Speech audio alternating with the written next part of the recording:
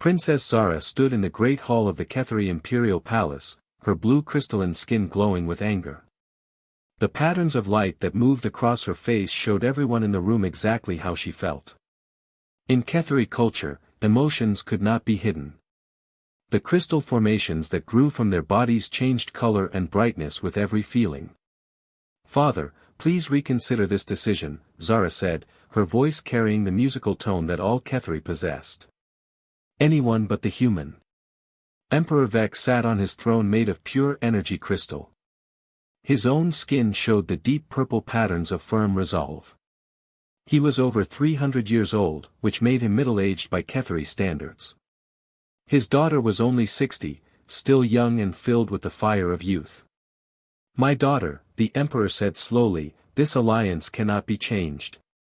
The human ambassador will arrive tomorrow, and the marriage ceremony will take place within one cycle of the moon." Zara's skin flashed bright red with frustration. "But humans are so primitive, father. They live for less than 100 years. They have no natural telepathy. They cannot even change the color of their skin to show their emotions. How can I bond with such a creature?" The emperor's advisor, an old Ketheri named Lord Kex, stepped forward. His skin showed the gray patterns of ancient wisdom. "Princess, you speak of humans as if they are simple animals. Yet these same humans have defeated our war fleets 3 times. They have technology that we do not understand. Perhaps they are not as primitive as we believe." Zara turned her glowing eyes toward the advisor. "They defeated us through tricks and deception. Any species can win battles if they fight without honor. Humans have no respect for the proper ways of war." "Tell me, daughter," the emperor said, "what do you know about this human who will be your husband?" "His name is Ben Torres," Zara replied, the disgust clear in her voice and on her glowing skin. "He is 28 years old, which means he has already lived more than 1/4 of his entire lifespan. He comes from a planet called Earth, where his people have spent centuries fighting wars against each other. What kind of civilization destroys itself over and over again?" Lord Kex made a sound that was the Ketheri version of laughter.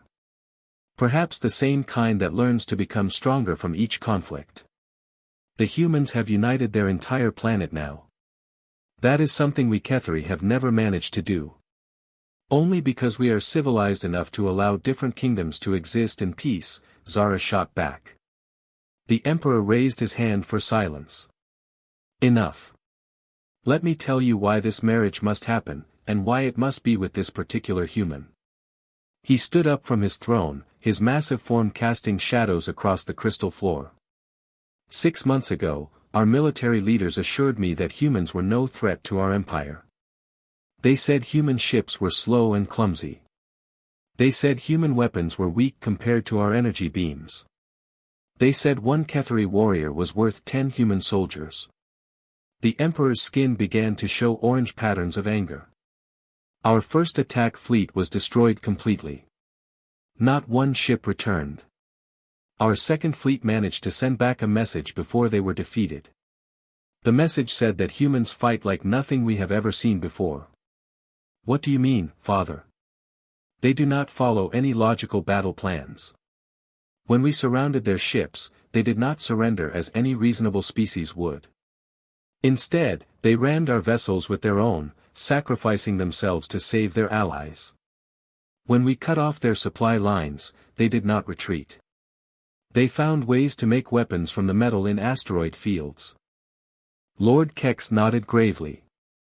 "The survivors from our third fleet told us something even more disturbing. When human ships are about to be destroyed, the crews do not try to escape in lifeboats. They stay at their posts and keep fighting until the very last moment. They die for ideas like duty and honor and protecting the innocent." Zara felt a chill run through her crystal body. "That sounds like madness." "Perhaps," her father agreed. "But it is effective madness. Our military experts have studied human battle records for months. They have concluded that a war against humanity would cost us millions of lives and might last for decades. Even if we won, our empire would be so weakened that our other enemies would destroy us. The emperor walked to a large window that looked out over the capital city. Millions of Ketheri lived in the crystal towers that rose toward the sky. Each building was grown rather than built, shaped by the natural crystal abilities of his people. So we must have peace, he continued. And the humans have agreed to peace, but only if we prove our commitment with a royal marriage. They do not trust promises or treaties alone. They want a bond that cannot be broken. But why must it be me? Zara asked. Why not one of my cousins, or a daughter from another noble house? Because you are my heir, the emperor said simply. You will rule this empire someday. The humans know this. They will not accept marriage to anyone less important. They want to ensure that future generations of Ketheri leaders will have human blood in their families. Zara's skin flashed through several colors as different emotions fought within her. Fear, anger, disgust, and something else she could not name. What is this human like? She asked finally. Have you met him? Lord Kex pulled out a crystal tablet and activated it with a touch. A three-dimensional image appeared in the air above the device. It showed a human male with brown hair and dark eyes. He was not particularly large or impressive looking. His skin was a pale pink color that never changed. His face showed no visible emotions. Ben Torres, Lord Keck said. Age 28. He holds the rank of ambassador in the human diplomatic service. Before that, he was a soldier in their space navy for 6 years. He has degrees in what humans call xenobiology and cultural anthropology. What do those words mean? Zara asked. Xenobiology is the study of life forms from other planets, Lord Kex explained. Cultural anthropology is the study of how different intelligent species organize their societies. This human has spent years learning about alien civilizations. So he studies us like animals in a laboratory? Zara's disgust was clear in her voice. Not exactly, her father said. Our intelligence reports say that he speaks 7 alien languages fluently. He has lived among the Deloni for 2 years and the Vexeri for 18 months. The leaders of both species consider him to be an honorary member of their peoples. This information surprised Zara. The Deloni were an aquatic species that lived underwater. Their society was completely different from anything land-based species could understand. The Vexeri were even more unusual.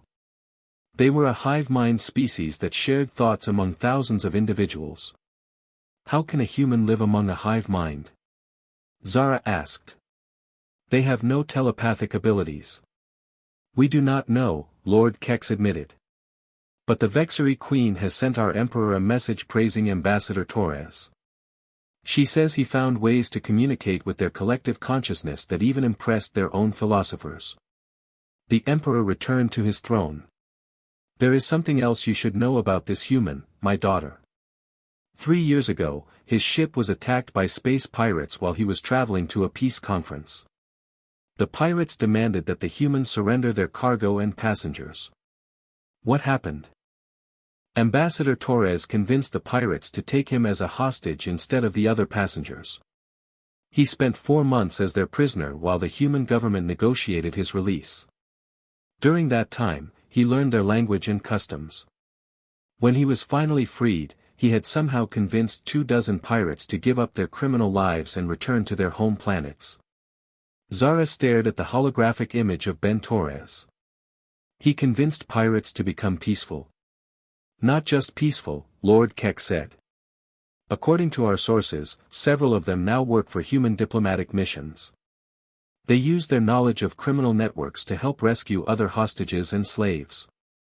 I do not understand, Zara said slowly. How does a human accomplish such things? They have no telepathic powers. They cannot sense the emotions of others. How do they change people's minds? That is what we hope to learn, the Emperor replied. Humans have something that we do not understand. They call it empathy. It allows them to understand how others feel, even without telepathic abilities. They seem to care about the welfare of complete strangers.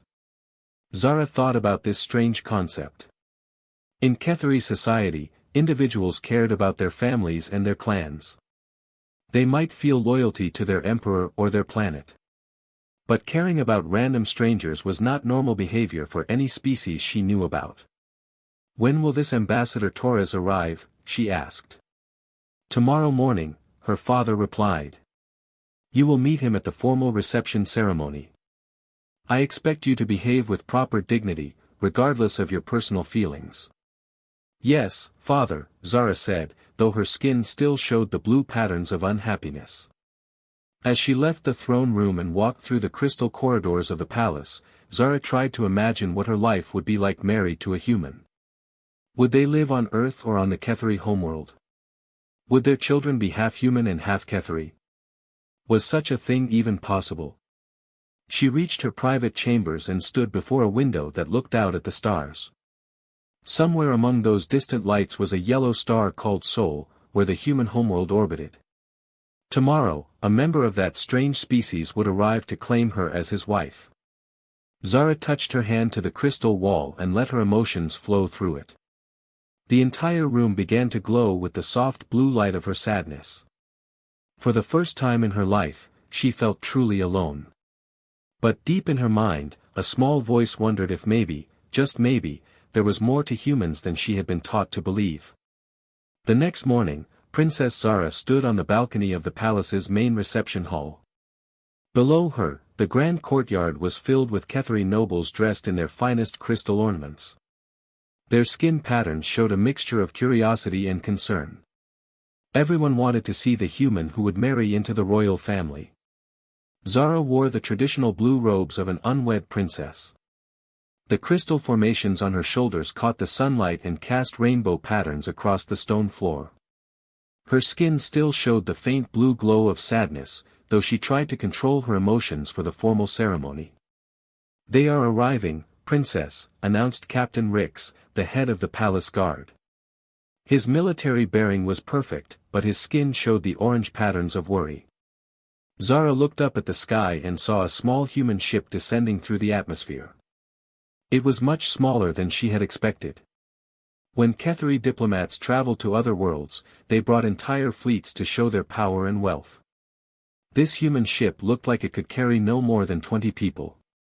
The ship landed gently in the center of the courtyard. It was white and silver, with smooth curves instead of the sharp angles that Ketheri preferred in their crystal ships. Strange symbols were painted on its side in what Zara assumed was human writing. A ramp lowered from the ship's belly, and the human delegation began to emerge. Zara counted only 6 individuals. The first was clearly a soldier, wearing what looked like a protective uniform. The second was an older human female carrying a large bag that might contain gifts or documents. Then Ben Torres stepped into view. Zara had seen his holographic image, but seeing him in person was different. He was not as tall as a Ketheri male, and his skin was indeed that strange pale pink color that never changed. His hair was brown, as the reports had said, and his dark eyes moved constantly as he took in the sight of the Crystal Palace. What surprised Zara most was his expression. She had expected to see fear or nervousness. Instead, Ben Torres looked genuinely amazed by the beauty of what he was seeing. His face showed wonder, like a child seeing something magical for the first time. The human delegation walked forward to where Emperor Vex waited on his throne. Ben Torres moved with confidence but not arrogance. When he reached the proper distance from the throne, he stopped and performed what was clearly meant to be a Ketheri gesture of respect. It was not perfect. His movements were awkward, and he held the position slightly wrong. But the attempt itself shocked the assembled nobles. No human had ever been known to learn Ketheri ceremonial behavior. "Your Imperial Majesty," Ben Torres said in the Ketheri language, "I am honored to stand before you and your people. I bring greetings from the United Earth Government and hopes for lasting peace between our species." His pronunciation was strange, but every word was clear and correct. Several nobles in the crowd made sounds of surprise. Learning to speak Ketheri was considered nearly impossible for non-telepathic species. Emperor Vex rose from his throne. His skin showed the golden patterns of pleased approval. Welcome, Ambassador Torres. We are impressed by your effort to speak our language and observe our customs. This shows respect that we did not expect. Your Majesty is too kind, Ben replied. I have spent 2 years studying Ketheri culture and language. I know that I have much still to learn, but I hope my sincere effort will be accepted in place of perfect knowledge. The Emperor gestured toward Zara. Allow me to present my daughter, Princess Zara, who will be your wife according to the terms of our agreement. Ben Torres turned and looked up at the balcony where Zara stood. For a moment, their eyes met across the distance. Zara felt something strange happen in her chest, though she could not name what it was. Ben placed his hand over his heart in a human gesture, then attempted the Ketheri bow of greeting to an unmarried female of high rank. Again, his form was imperfect, but the sincerity was clear. Princess Zara, he called out in Ketheri, I am deeply honored by this opportunity to meet you. I hope that in time, we may come to know and understand each other well. Zara felt obligated to respond. Welcome to our world, Ambassador Torres. I trust your journey was comfortable. Her words were formal and cold, exactly as protocol required. But something in Ben Torres's expression suggested that he understood the difference between her public response and her private feelings. The formal ceremony continued for another hour. Ben Torres presented gifts from Earth, seeds that could grow in Ketheri soil, recordings of human music, and a crystal tablet containing mathematical proofs that human scientists had developed. Each gift showed thought and consideration for Ketheri interests. After the ceremony ended, the nobles dispersed to their various duties. Princess Zara was required by tradition to spend time with her intended husband, learning about his character and background. She met him in the palace's small garden, where they could speak more privately. Your attempt at our customs was admirable, Zara said as they walked among the crystal flowers. Though I am curious how you learned them. We do not share such information with outsiders. Ben smiled, which Zara had learned was a sign of happiness among humans. I studied recordings of previous diplomatic meetings. I also had help from a Ketheri merchant named Vel who lives on the trading station at Proxima 7. He taught me what he could about proper behavior. Vel? Zara was surprised. I know that name. He is considered something of an outcast among our people. He chose to live among aliens instead of returning to our homeworld. Yes, he told me about that, Ben said. He also told me why he made that choice. He said that living among different species had taught him things about life that he could never have learned on a single world.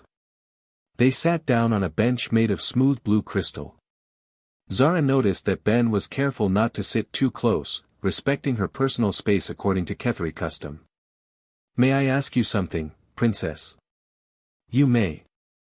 Are you afraid of this marriage, or simply angry about it? The directness of the question startled Zara. In Ketheri culture, such personal matters were approached gradually and with great care. She almost gave him an angry response, but something in his tone made her pause. Both, I suppose, she said honestly. I had expected to choose my own husband when I was ready. This arrangement takes away that choice. Ben nodded thoughtfully. On Earth, we have a saying, the heart cannot be commanded. I understand that this situation is difficult for you. It is difficult for me as well. For you.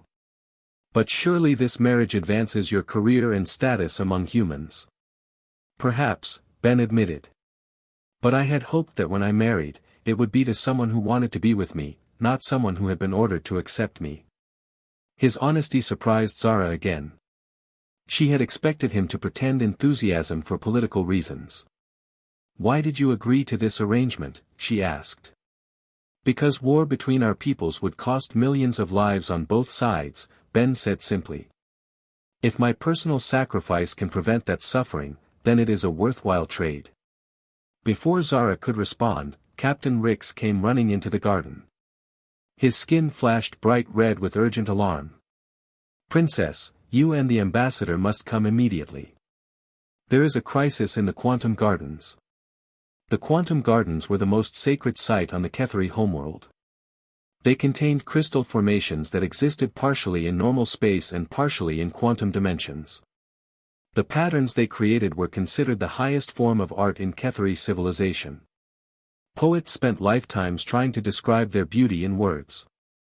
Zara and Ben hurried through the palace corridors to reach the gardens. When they arrived, they found a crowd of scientists and engineers standing around the central quantum fountain. Their skin patterns showed deep concern and growing panic. "What has happened?" Zara demanded. Chief Scientist Dax turned to face her. "Princess, the quantum matrix has begun to destabilize. We are experiencing cascade failures throughout the garden network. If we cannot stop this process, all of the quantum formations will collapse into normal space and be destroyed." Zara felt her heart sink. The quantum gardens had existed for over 1,000 years. They were irreplaceable masterpieces that connected her people to their spiritual traditions. "How much time do we have?" she asked. "Perhaps 6 hours before the process becomes irreversible," Dax replied. Ben Torres stepped forward. "May I examine the quantum readings? I have some experience with dimensional physics." Several of the Ketheri scientists made dismissive sounds. Human science was considered primitive compared to Ketheri achievements. "Ambassador," Dax said politely but firmly, "this is a matter of quantum engineering far beyond anything your people have developed. I appreciate your offer, but—" "Please," Ben interrupted. "I am not suggesting that human science is superior to yours. But sometimes a different perspective can reveal solutions that experts might miss. What could it hurt to let me look at the data?" Zara found herself speaking before she had consciously decided to do so. "Let him see the readings, Chief Scientist." As he said, "What harm could it do?" Dax hesitated, then gestured to one of his assistants. "Show the human our sensor data." Ben spent 20 minutes studying the holographic displays that showed the quantum fluctuations throughout the gardens. The Ketheri scientists watched him with expressions of polite skepticism. Finally, Ben straightened up and turned to face the group. "I think I understand the problem," he said. "You are treating the quantum matrix as if it were a machine that has broken down.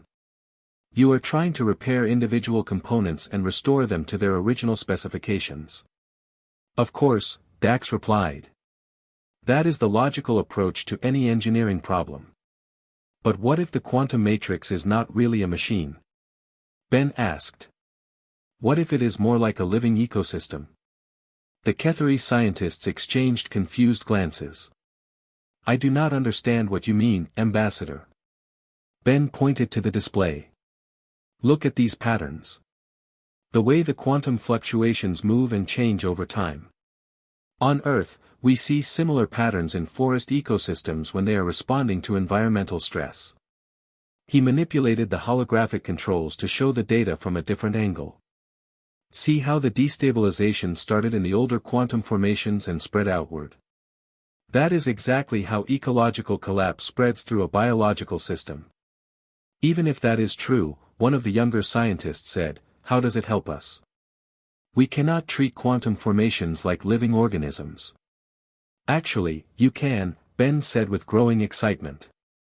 "Instead of trying to force each formation back to its original state, you could introduce small quantum fluctuations that act like nutrients feeding a stressed ecosystem. Let the matrix heal itself naturally instead of trying to control every detail of the repair process." Chief Scientist Dax stared at the displays for a long moment. Then his skin began to show the bright yellow patterns of sudden understanding. "It could work," he whispered. "If we modulate the quantum field generators to create healing fluctuations instead of stabilizing ones." "But if he is wrong," another scientist warned, "we could accelerate the collapse instead of stopping it." All eyes turned to Princess Zara. As the Emperor's daughter, she had the authority to make this decision. She looked at Ben Torres, this strange human who had somehow understood a problem that had stumped the greatest scientists of her people. Then she looked at the beautiful quantum formations that might be destroyed forever. "Do it," she said firmly. "Follow Ambassador Torres's suggestion. The quantum field generators hummed with new energy as Chief Scientist Dax implemented Ben Torres's suggestions. Instead of trying to force the quantum formations back into their original patterns, the modified generators created gentle fluctuations that seemed to feed the stressed matrix. Princess Zara stood beside Ben, watching the holographic displays that showed the quantum readings throughout the gardens. Slowly, the red warning indicators began to change to yellow, then to green. The cascade failure was reversing itself. "It is working," whispered one of the younger scientists. "The formations are stabilizing on their own." Within 2 hours, all the quantum structures had returned to normal function. Several formations that had been damaged actually appeared stronger than before, their patterns more complex and beautiful. Chief Scientist Dax approached Ben with his skin showing the golden patterns of deep respect. "Ambassador Torres, your insight has saved treasures that cannot be replaced. How did you understand what we could not see?" Ben looked embarrassed by the praise. "On Earth, we have learned that nature usually knows how to heal itself if we give it the right conditions. I simply wondered if quantum formations might follow similar principles." "But how did you recognize the patterns?" Dax persisted. "You have no background in quantum engineering." "I studied forest ecology in university," Ben explained. "When I saw your data, it reminded me of maps showing how disease spreads through tree populations. The patterns were almost identical." Zara felt something shift in her understanding. This human had saved her people's most sacred site not through superior technology, but through a completely different way of thinking. He had seen connections that no Ketheri had noticed. As they walked back through the palace corridors, Zara found herself studying Ben more carefully. His movements were confident but not aggressive. He spoke respectfully to every person they met, from nobles to servants. Most surprisingly, he seemed genuinely interested in learning about Ketheri culture, not just collecting information for political purposes. "Ambassador Torres," she said as they reached the guest quarters where he would stay, "I owe you an apology." "For what, Princess?" "I have been judging you based on assumptions about humans rather than on your actual character. Your actions today have shown me that my assumptions were unfair." Ben smiled, but it was a sad expression. "I understand why you would have concerns about this marriage. If I were in your position, I would probably feel the same way. May I ask you something personal?" "Of course. On your homeworld, do you have someone you care about? Someone you wish you could marry instead of me?" Ben was quiet for a moment.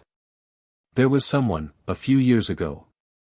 But she chose to marry another man while I was away on a diplomatic mission. I have learned that life rarely gives us exactly what we want." His honesty touched something in Zara's heart. "I am sorry. That must have been painful." It was. But pain teaches us things that happiness cannot. It taught me that love cannot be forced, only offered and hoped for. Before Zara could respond, the palace alarm crystals began to flash with urgent red light.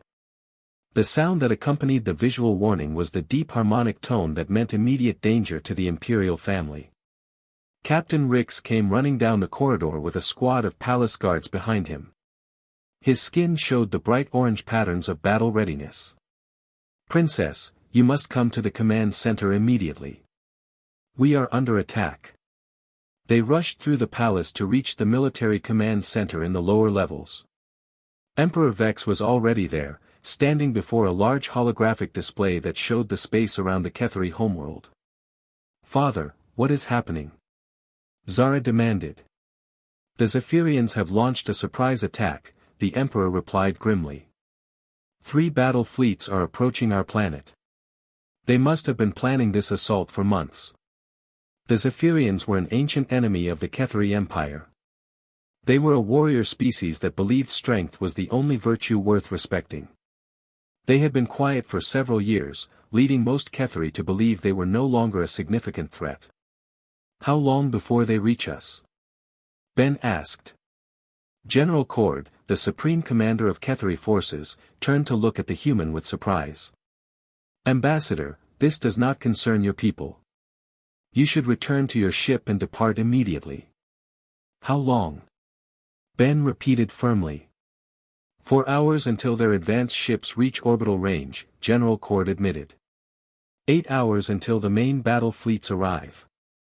Ben activated a communication device he wore on his wrist. Torres to Earth Delegation. Emergency Protocol 7. Immediate response required.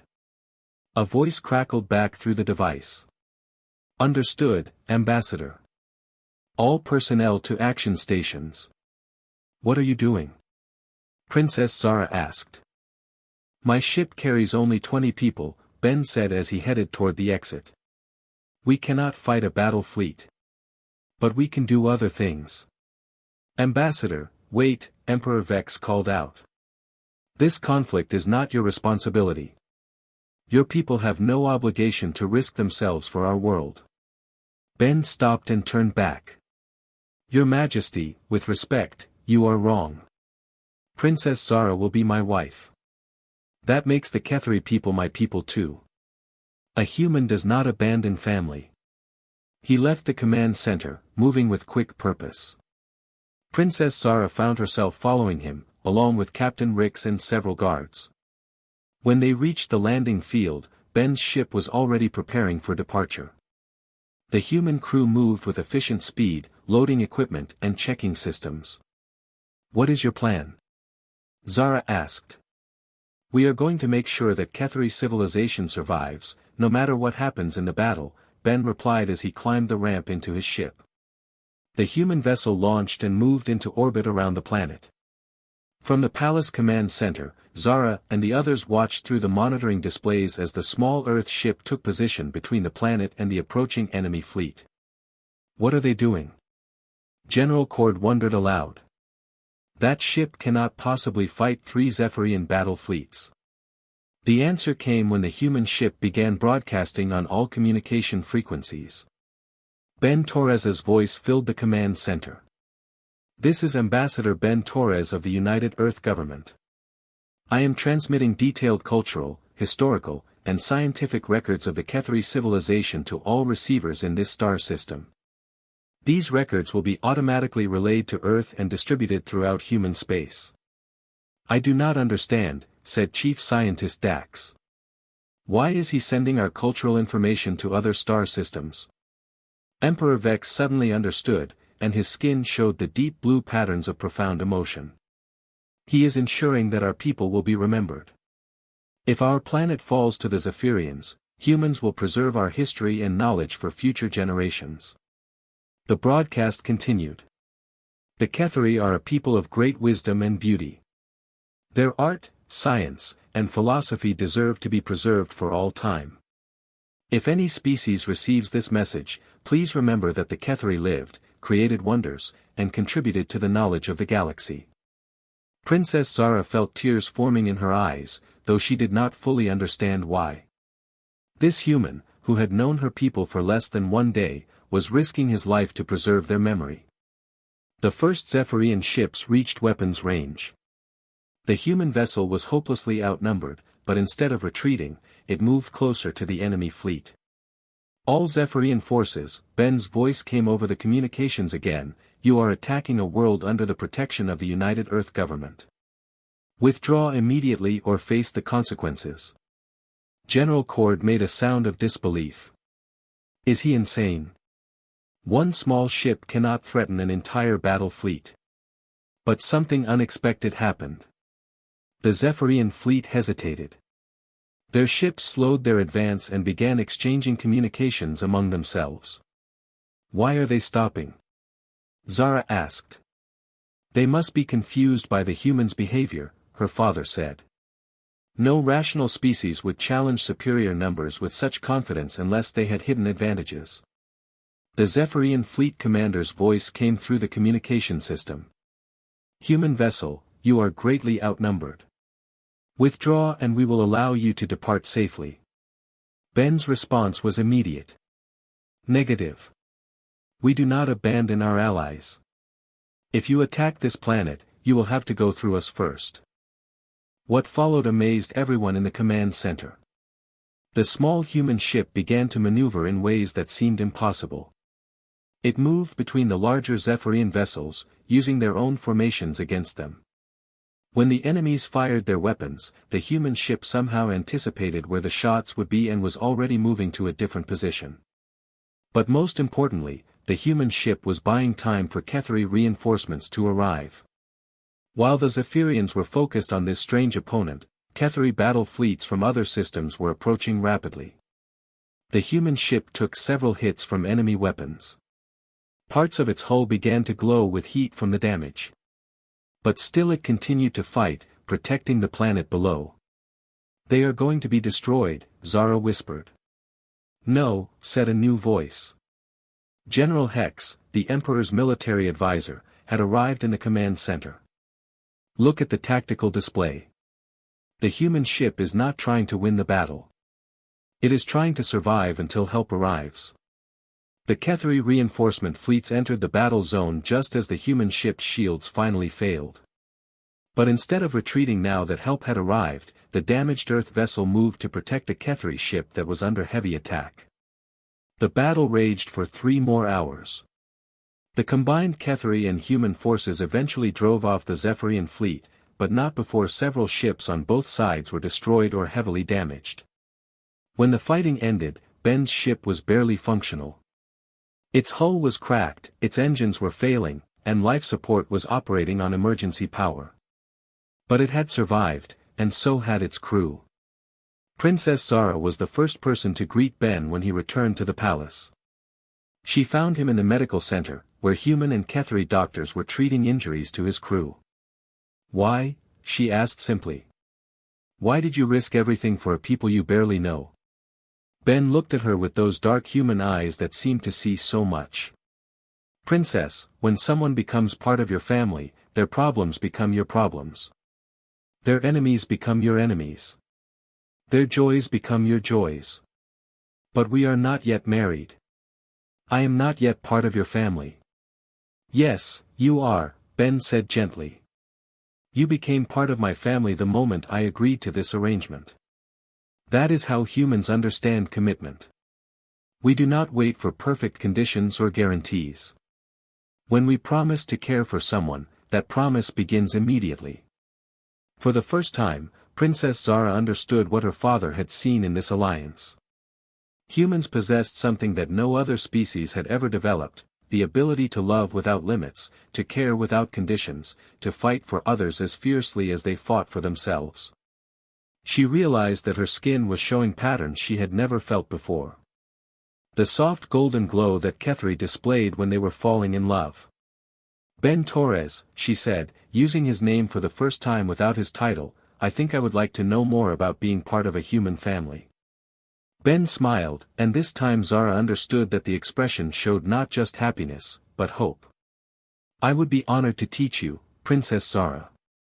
And I hope you will teach me what it means to be Ketheri." 3 days later, their wedding ceremony took place not as a political necessity, but as the joining of two people who had chosen to care for each other. When they exchanged vows, Zara's skin glowed with the pure white light of joy, and Ben's eyes showed the same emotion that all the advanced science of her people could not fully measure or understand. Love had found a way, as it always does.